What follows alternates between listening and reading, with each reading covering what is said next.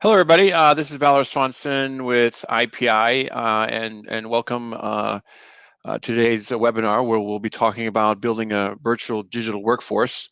Um, I think we have approximately upwards of 50 folks signed up for the meeting today. So hopefully this will be something that will be worth your time today. We're going to be running about 45 minutes. There's quite a bit of material to cover.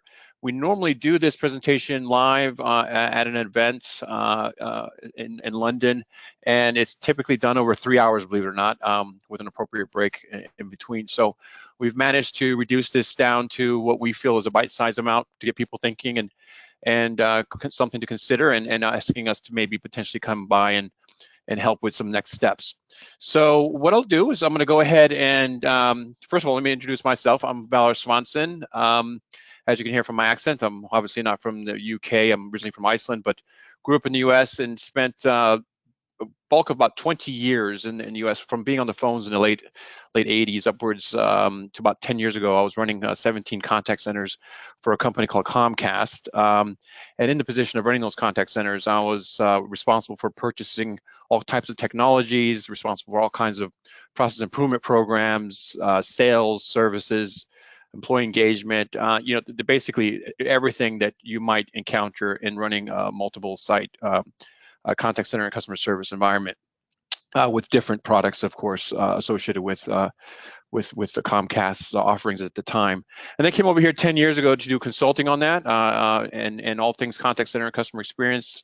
And I've spent the last 5 years now with IPI, and where my specialty is in the emerging technologies that deliver upon better customer experience, of course, and improved customer management operations.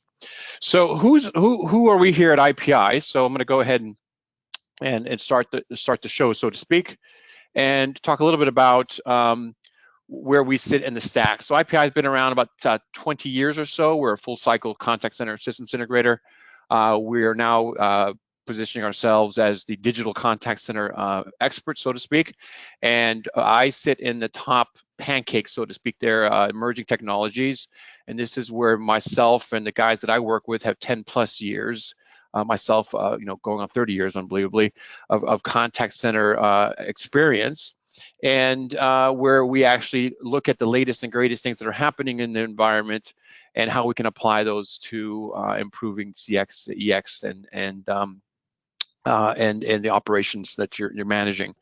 So as far as applications, contact center technologies, unified communications, and IT services and network services, we're the full stack there, from the nuts and bolts of putting contact center together to the latest and greatest things that we're talking about today. So what we do here in that particular group, and we were originally called the consulting team, but now we feel that because we're basically consulting on the operational integration of the new technologies, that it still is in line with our original goal when we formed in the beginning, and that was basically to align your business strategy with whatever investment that your contact center is looking to potentially bring on board. Make sure we're charting that journey with you from the current operating model to a target operating model. So how do you get from point A to point B? And then from understanding the actual financial impact from a cost standpoint, a revenue standpoint, a profit standpoint of your actions. How is this actually providing percent profit growth to your business, quarter over quarter, year over year, so forth and so on. We have models to put that together. And then finally, applying best practices and benchmarking those best practices in your environment and providing the correct KPIs so that you can measure your success and also potentially accelerate it based on some of the things we've seen around the globe, our own experience, and what's happening in this industry. So that's where the emerging technologies team and IPI sees the real value in getting you to the place you want to be. So as far as, we wouldn't be doing ourselves any disservice here by not saying who we work with, because we do have some real good clients out there that trust us, and we're helping them move them along their strategic and tactical journeys to the goals that they have at hand. So I do apologize. I do tend to speak quite quickly. We are going to have a few polls in here, just kind of slow me down a little bit. Also to allow you to answer some questions towards the end. That will open it up for you there. So please jot down any questions that you might have. But I will be going on full speed here because there's a lot to cover, and we really want you guys to get away from this event with some value and some questions and some thoughts on how you're going to proceed. So before we do that, though, so getting the nuts and bolts of it, let's talk about context. Let's talk about the challenges that you had, the challenges that I used to have when I was running my contact centers back in the day, that are still there today. And so we have to put things in perspective with this RPA, the digital workforce, so that we really understand the true value of this and how this is. I mean, this is an absolutely huge sea change in the way that we are going to be operating our contact centers now and in the future. So before we do that, anytime I do any consulting or any type of advisement or work on any program, I always speak to the folks that I'm either managing or the folks that I'm supporting from a consultative standpoint. What are we here for? And we are here, our jobs, this profession, we are here for contact optimization. If you were to put it in the simplest terms, we're here to make sure that you have the lowest possible cost per contact, the highest propensity for sales revenue, or in the public sector, potentially tax revenue generation, or even in collections. So basically bringing some money back in-house, depending on if that's the nature of your role in your contact center. And then finally, the best express customer experience. Now, this is up for hot debate. I've shown this slide to some folks, and they say, number 3 should be number 1, and so forth and so on. But the reality is, all these are equally important. They all drive each other. They all influence each other. But at the end of the day, this is quite important to understand where you are at this point with these 3 things, and that way, any application of the technologies that we go forward with, we can measure the success of those things. So we're going to kick it off with a poll right here, and go to the next slide after you've answered this poll, which is basically, are any of you guys out there measuring customer lifetime value in your organization? So we'll just take a moment to let you guys answer that. So just a minute or so.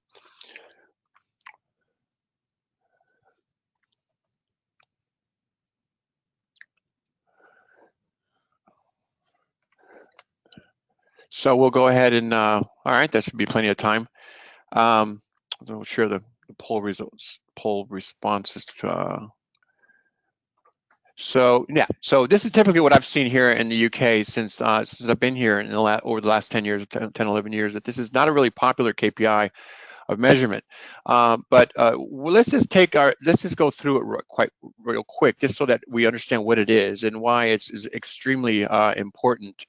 So IPI takes a broader view on contact optimization, and that's at the end of the day. I know that we talked about those 3 measures before, but at the end of the day, you're trying to increase your customer lifetime value, and we have models to actually do that for you if we were to work with you.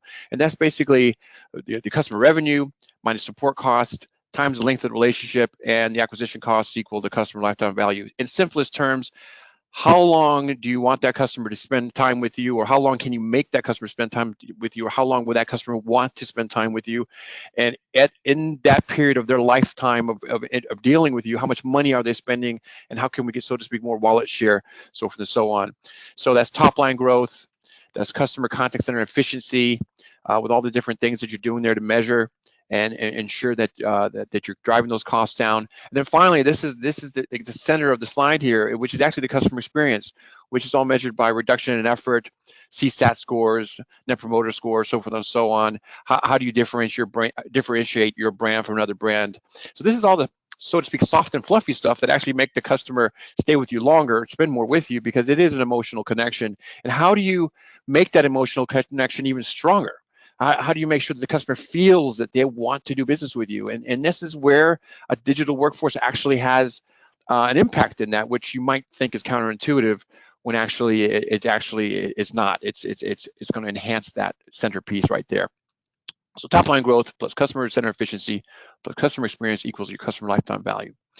So we have one more poll to get everybody thinking, get your juices flowing here, get everybody awake this morning, and that is in regards to efficiency. So question here is regards to how much productivity can you squeak squeeze out of your employees. And so there's three questions there. If you guys could quickly just like to see where everybody's heads are as it relates to productivity of the humans, the human workforce versus a digital workforce.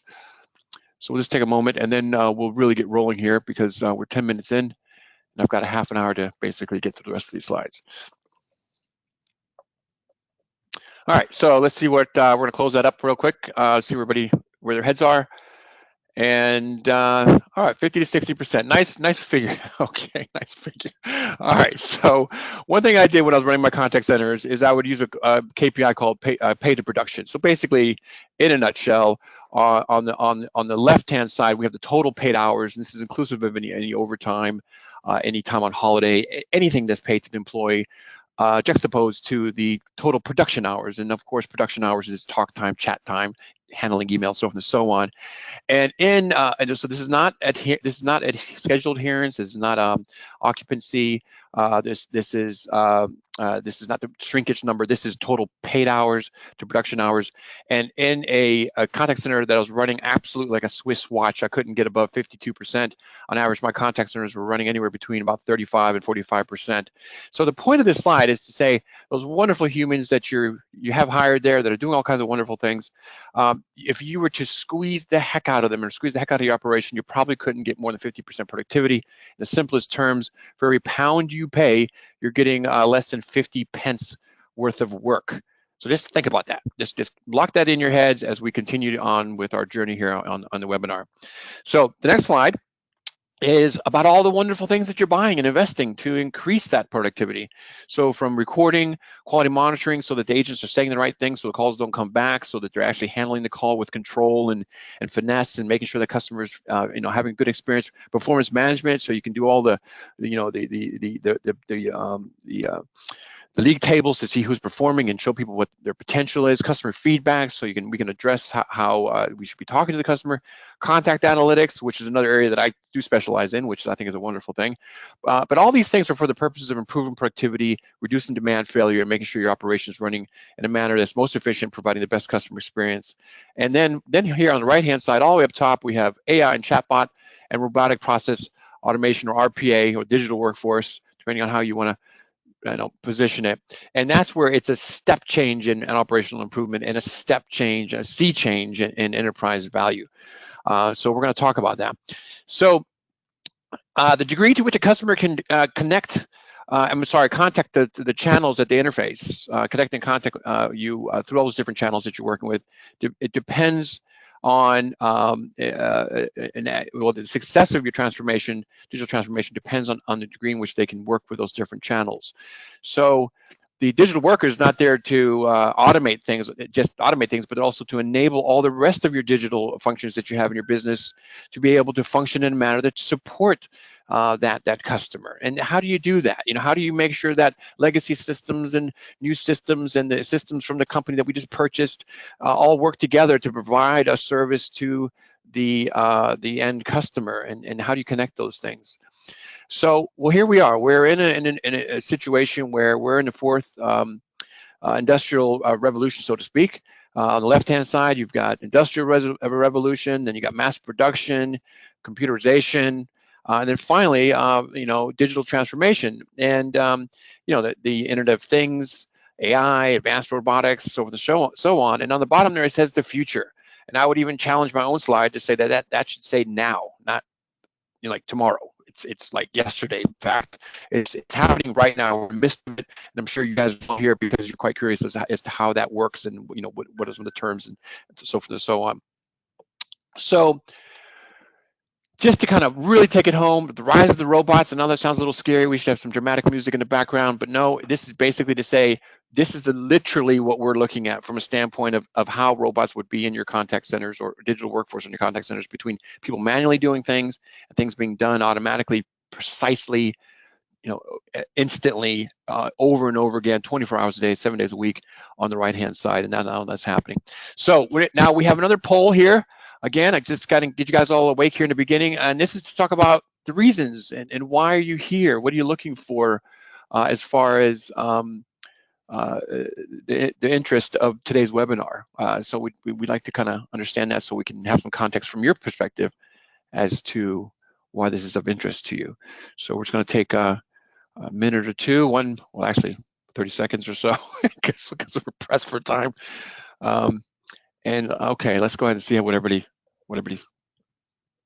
they're still okay. I've got some support in the background here running the polls for me, so that's who I'm chatting with, guys. And are you ready to close it up? Okay, so right, so a good mix there. So increased productivity and improved CX and EX. Okay, a customer experience and employee experience, reduced cost and operate more competitively. Interesting. Okay, so I'm sure you guys have heard of the term WIFM. What's in it for me? And it's used quite a bit in the U.S. But what's in it for me? So you're probably working with some stakeholders above you, to the side of you, that all have different perspectives on these on the purpose of RPA. And what we do, working with you, and we help you understand how each one of these key stakeholders in the business, the C-suite, so to speak, can actually benefit from understanding how this works and what exactly it will do for you. Increase productivity, reduce operating costs, scalable. Can we deploy it with other technologies at a lower cost? And at the end of the day, you got the CEO up there who's talking about increasing margins, reducing costs, and operating more competitively. You'll notice that there's a theme in there about reducing costs, but that does come from making folks more productive and making folks more engaged, because of the fact that obviously the downstream factors are that attrition gets reduced, there's lower errors, there's potential for more upsells, compliance is met, and there's reduced risk. So all these things, kind of like they're like a three components that work synergistically together, that happen when you introduce a digital workforce into your environment. And then the next slide here, just to kind of give you guys some kudos for being on this on the webinar today. Only about 5% of the contact centers out there, based on a survey of 3,000 contact centers in a benchmark study that we subscribe to, are in the strategic stage. And strategic stage meaning that they're looking at their contact center from a non-traditional standpoint, that every single transaction has value, that the contact center is a strategic hub of the business, a place for information to support the rest of the business, and freeing up your personnel through a digital workforce can help you do that. So congratulations for being here and expressing interest in this. Jack Welch, former CEO of GE, if you want to put it in the simplest terms, said that you need to analyze what's going on with your customers faster than your competition, and you want to engage that learning into action faster than your competition, and that's how you have a competitive advantage. And using, again, RPA and the associated technologies that are work synergistically with it, that's exactly what you'll be doing and freeing yourself up to do. So what's the problem? Here we go. We're going to start the show. All the previews are over now, and we can get going here. So the problem here is that we have a situation where you have people up there on the right-hand side and technology on the bottom. Technology, and let me just give you a quick example. An IVR is quite based on business rules. It's black and white, press 1, press 2, press 3. But at some point, the IVR can or cannot actually provide self-service to the customer. So the customer pops out of the IVR, and they go into that people spectrum up there, that analog wave there, and where there's customer interaction, judgment, interpretation. The agent has to reach out to different systems and then interpret what's happening, and then come back with an answer. And because of that, you need humans to interact with your systems. Then on the left-hand side, there is the fact that a lot of things could be automated. A lot of things could be connected. And you have your IT department working on these things, and they're saying, oh, we're going to come out with our new CRM system. We're bringing in SAP. We're connecting these different systems. But it'll all be out. It'll be 2 years from now. It'll be 3 years from now. It'll be 6 months from now, which is actually 2 years from now, and all these other stories. And hopefully there's nobody on the call that's from IT that I'm offending or anything, but it's just the nature of the beast. We all know this. If you've been around for a while, IT has the best intentions in mind, and they're trying to basically overcome those challenges that you have and deliver something to you. And meanwhile, you're sat here on the bottom end of this process tail, and using humans to basically make sure things are happening. And the further down the process, the more you will find that you'll try to get Johnny, Mr. Uni programmer, who's learning how to do access database programming off the phones, and he's over there building little databases. He's connecting things with macros, doing all kinds of cool stuff that you can't tell IT about because they'll squash the project, and you kind of hide him in the back room there because he's doing all kinds of clever things for you. But at the end of the day, it's because you're trying to automate yourself. You're trying to do it yourself versus it becoming a big IT project. And in the middle, that's all the work that you would want to, but probably can't go to your MD or your boss or whomever and say, hey, I need more people to make sure that these things are happening, because we have to get stuff done in the back office, stuff done in the front office, but we just don't have enough resources. So that's where the digital workforce comes into play. So that's that we have the solution, a part of this discussion. So what is a software robot? What is it? What is a digital robot? Um, It is basically an entity, a software component that, and I'm not kidding. The folks that we've deployed this with in the past, they give it a name. So Bobby the robot, Dexter, Busy Bee. I mean, they come up with all kinds of kooky names, but basically, this thing, this Dexter, the robot, he or she logs into different systems in the same type of way an agent would log into a system. It gets an ID, an employee ID. It gets security credentials. It gets login passwords. It gets access to various systems based on permission levels. And it can go into these various things and do things that you've trained it to do, so to speak. So the cool part about this, and this is where I really, I really want you guys to get the power of this. This person, if this was a human, would be learning how to, trained how to access these different systems and go through a process. And then if you were to bring another human on board, from the time that you actually recruit, train, put them on the floor, and get them up the learning curve, you're talking about 6 months before they're running at a decent speed. Obviously not that fast. Whereas a robot, a digital worker, can run this fast. Now, I'm sure you guys have seen that movie, The Matrix. Hopefully, everybody's seen that movie, The Matrix. You remember when he was saying, "Okay, just beam me down. I want to learn how to fly a helicopter," and instantly that guy knew how to fly a helicopter. I forgot his name, but anyway. So that's the same thing with the digital workforce. You basically cut and paste the training that you did on the first robot or the digital person there, and you create another 6, 7, 8 more entities if that's what you require. Cut and paste. So if you think about it, and I'm not kidding, I'm not exaggerating here. It literally is cut and paste and spool up another robot, literally. And so if you think about that, that is what, 3 seconds, 5 seconds, maybe 20 at the most. Now I want you to think about this: 20 seconds compared to 6 months. Okay, I'm going to add another person to do just as much work, if not more, in 20 seconds as it takes for me to hire somebody and get them going in 6 months. You really need to kind of let that sink in for a minute, because that is mind-blowing, and that's the reality of what we're talking about here. And then you've got all kinds of seasonality issues. So then now you need more.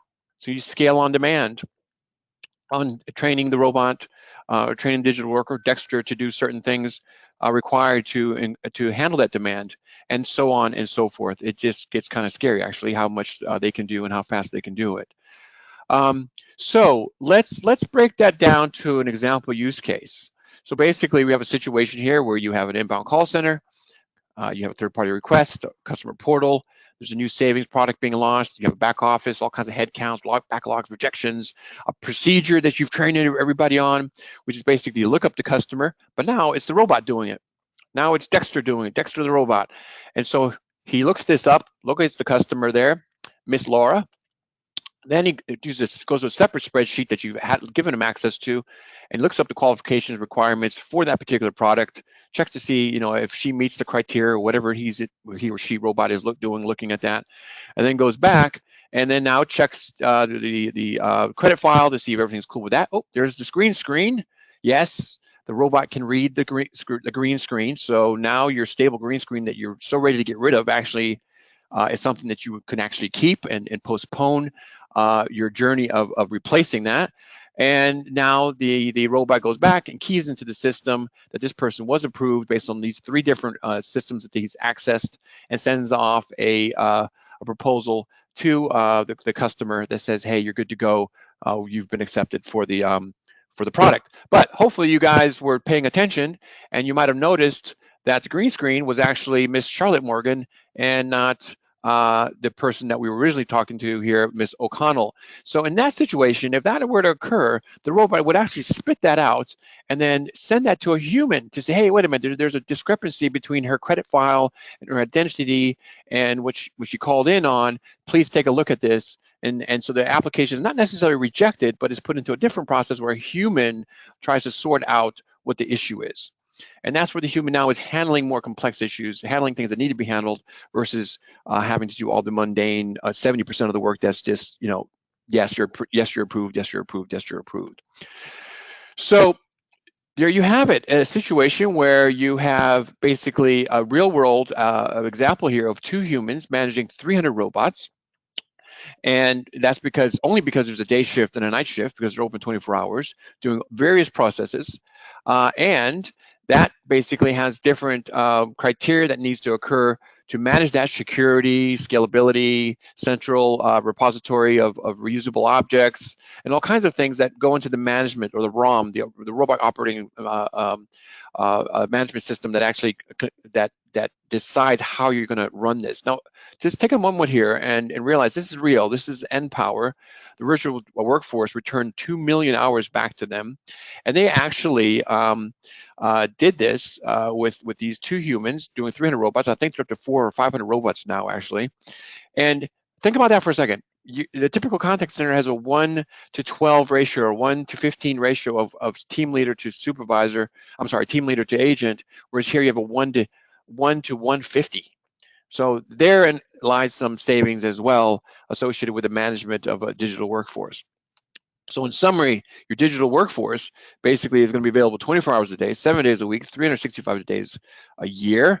Yeah, Johnny, the human worker, is not off running around helping marketing put up Halloween posters, or somebody's not out sick, or Susie's not talking with Billy at the water fountain about the movie she saw yesterday, and she's messing up schedule adherence.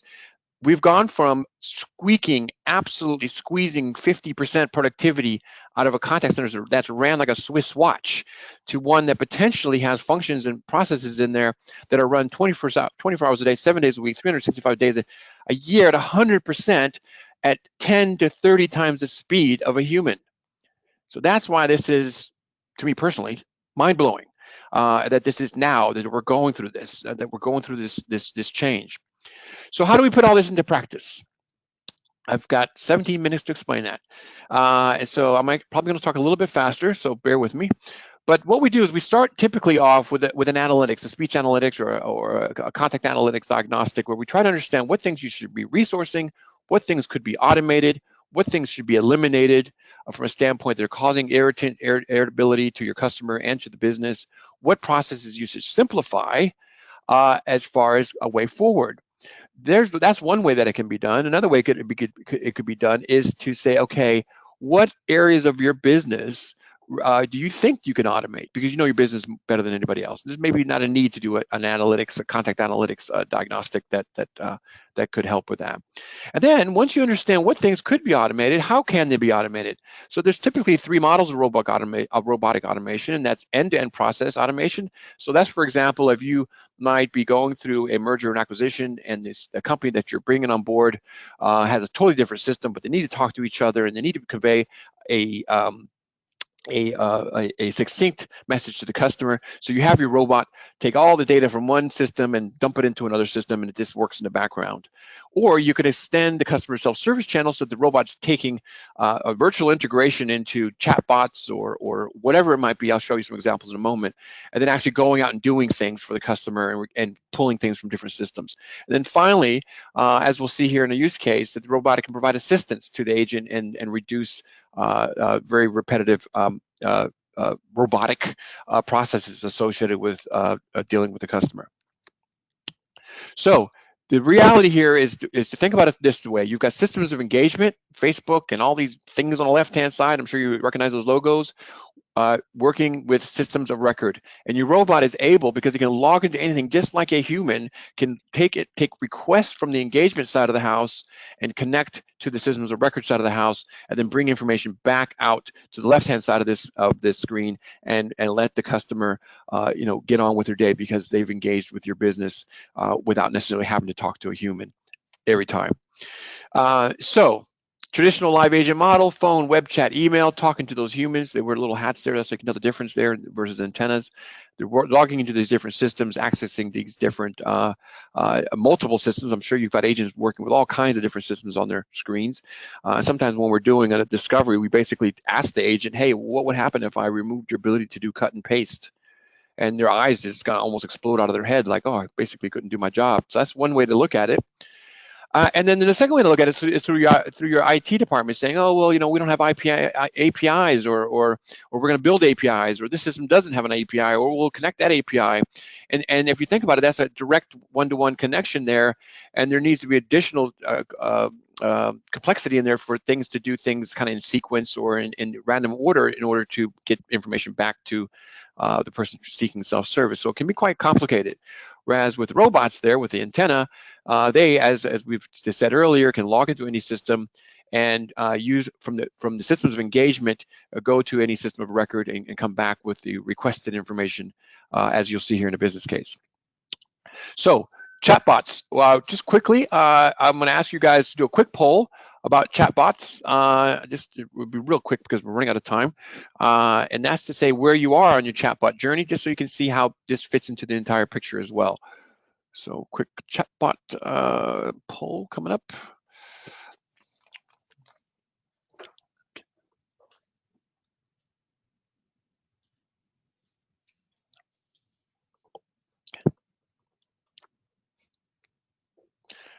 Okay. We're good. Okay. Why don't we see what people where people are with their chatbot journey, maturity model, as we like to call it. And oh, right, yes. So it's okay. There we go. All right. So yes, it is a new area for people to embark on, because it is the next layer above and beyond on the robot. So let's go ahead and continue on our journey. So here's the chatbot maturity model. We're going to send you guys these slides so that you can basically discuss this intelligently with some other stakeholders in the business. But you're trying to do FAQs, digitizing things. You're trying to use conversational style through various tools that it can actually interact with the customer. And then finally, at the end of your journey, you're trying to optimize things by using conversational dialogue that goes straight through processing, so that the customer can get things done without any issues at all. And some examples of that are AI extensions that can work with robots, and that could either be Facebook Messenger bot, conversational assistant, sales advisor bot that sits on top of your screen when the customer's at a website and suggests things depending on what they're doing. So these AI systems basically work as a front entrance for the for the robot to go back and get information back to the customer. So here's an example of that, where with APIs, you're using a AI engine. For example, we work with a company called CX that has all these things bundled together, that is basically talking to the robots from these different interfaces and getting information back to the customer using natural language processing, and then also, regardless of the entry point, able to support the customer in their request. So that's as far as we're going to go on that. Now let's get into robot-assisted agent assist use case. So this is a real use case here. We actually did this for a company out there. 18-minute call. Customer calls into this insurance company. Because it's high-risk drivers that like to run into trees and off into ditches all the time, but their daddy's rich enough to buy them a new car. They get insurance by calling these guys, and they get 4 quotes.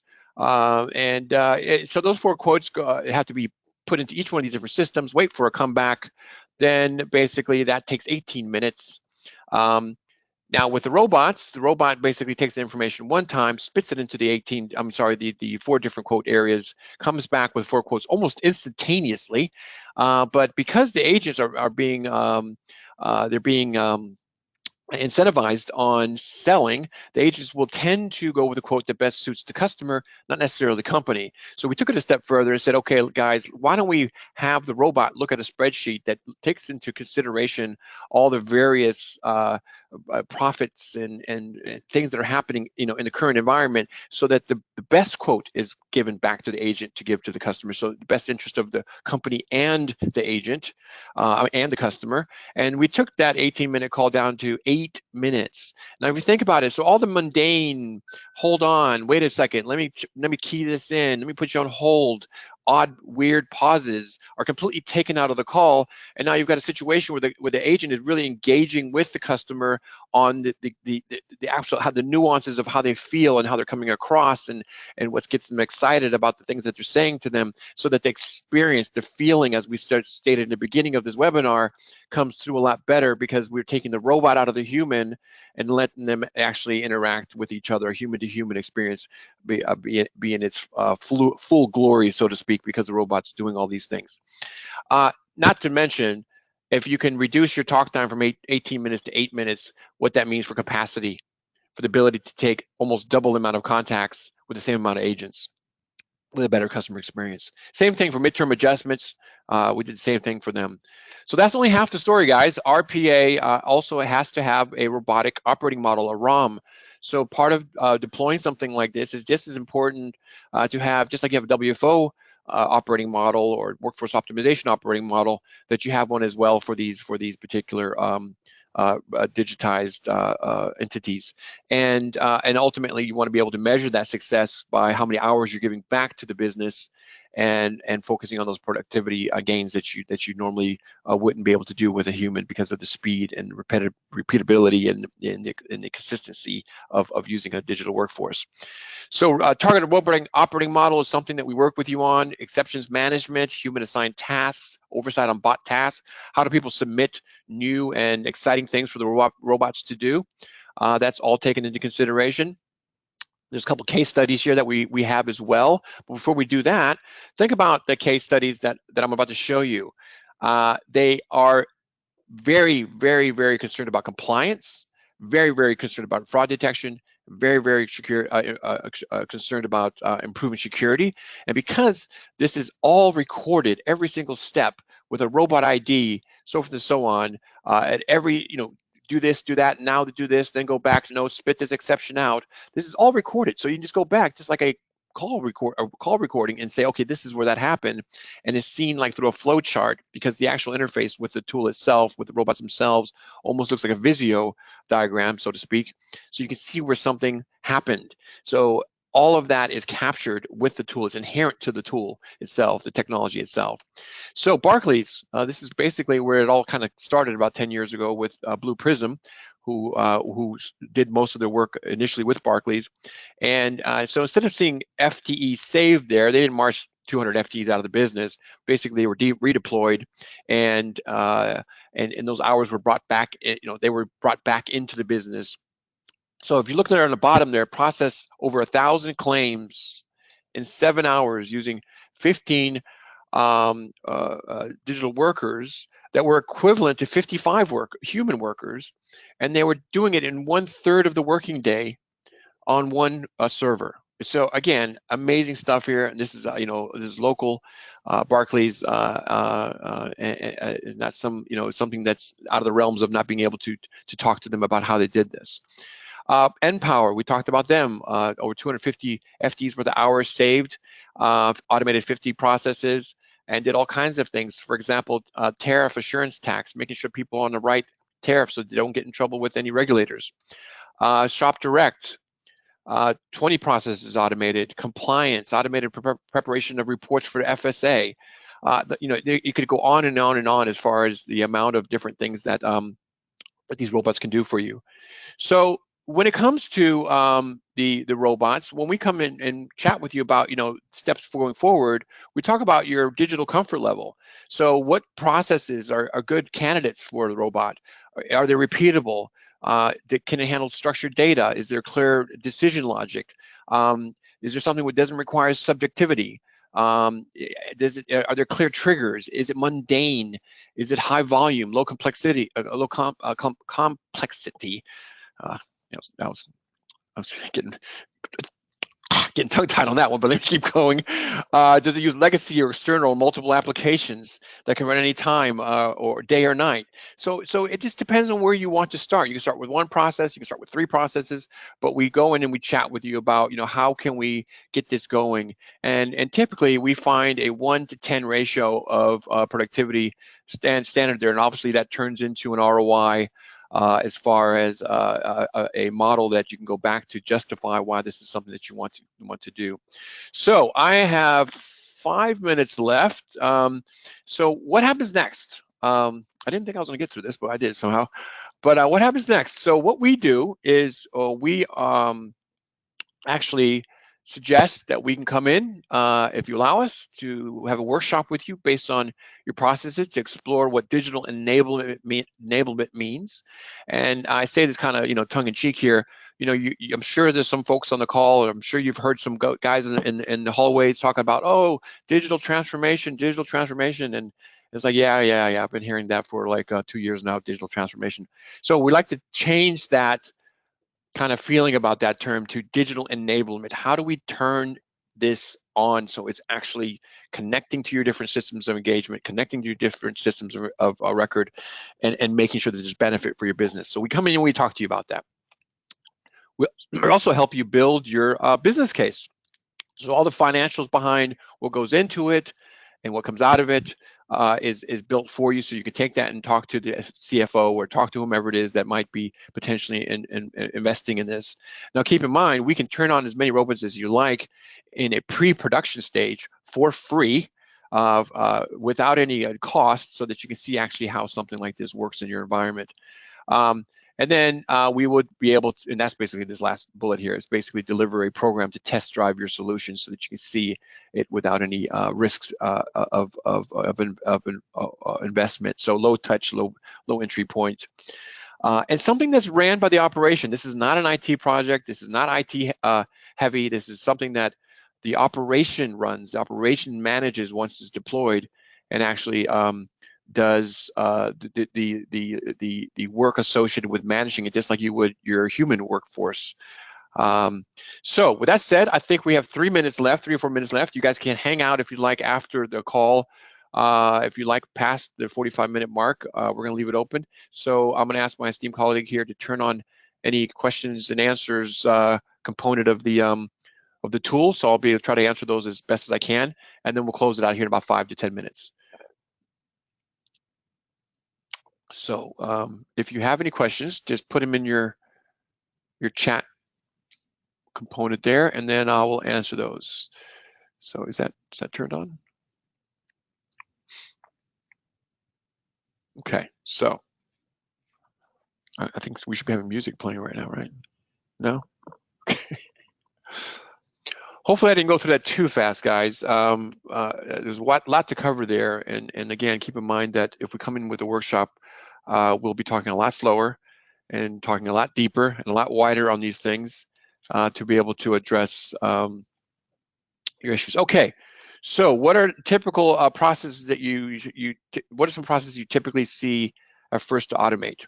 Well, the best, okay, so typically are things that are related to cutting pasting things. There's another one where a couple of examples of what we're doing is we have one where it's loading an outbound dialer of records overnight, where there was 7 people responsible for doing that. Now when Robot does it, so in the morning the outbound campaign just kicks off because all the information's in there. We also, another typical one is, oh, here's another question. Change of address. So a customer comes in and they're on the IVR and they're wanting to do a change of address, and that it goes from the IVR into the system. It does that.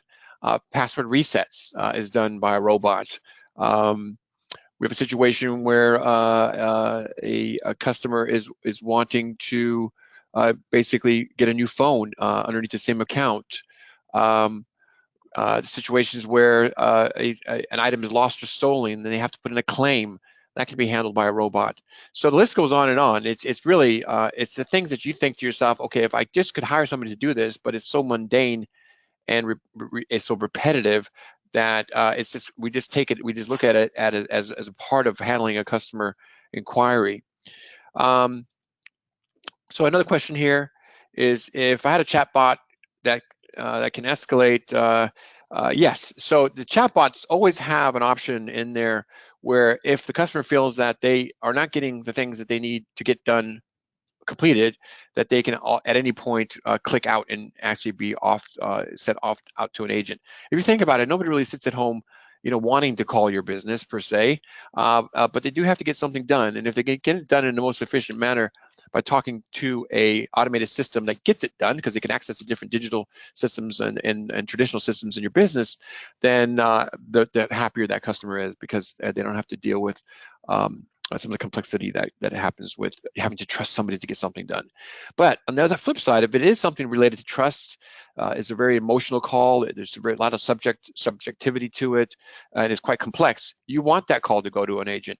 So with that thought, think about it. Once you do digitize parts of your workforce processes, you're actually going to have to raise the level of training and raise the game, so to speak, for the current agents, because they're going to have to be able to handle more complex issues. So on one hand, you're reducing the handle time, greatly reducing the handle time of a lot of the transactional things that are happening out there.